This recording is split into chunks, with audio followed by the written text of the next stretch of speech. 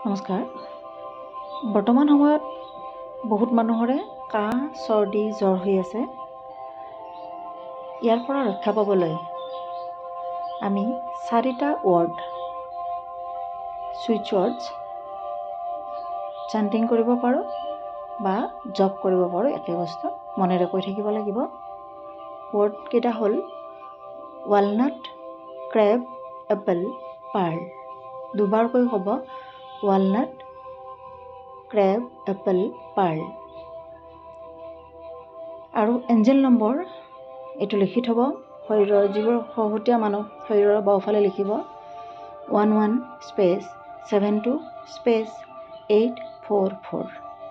এইটো লিখি থ'ব। যদি আপুনি সহতীয়া মানুহ হয় শৰীৰৰ বাওঁফালে যিকোনো ঠাইতে লিখিব। আৰু যদি আপুনি বাওঁহতীয়া মানুহ হয় তেতিয়াহ'লে শৰীৰৰ সোঁফালে লিখিব। ইণ্টেনশ্যন সহ কৰিব, প্ৰাৰ্থনা সহ কৰিব আৰু ভাল হ'ল বুলি এফাৰ্মেশ্যন দিব। ভাল হ'ল বুলি বিশ্বাস ৰাখিব। যিমান বিশ্বাস কৰিব সিমানেই সোনকালে ৰিজাল্ট পাব।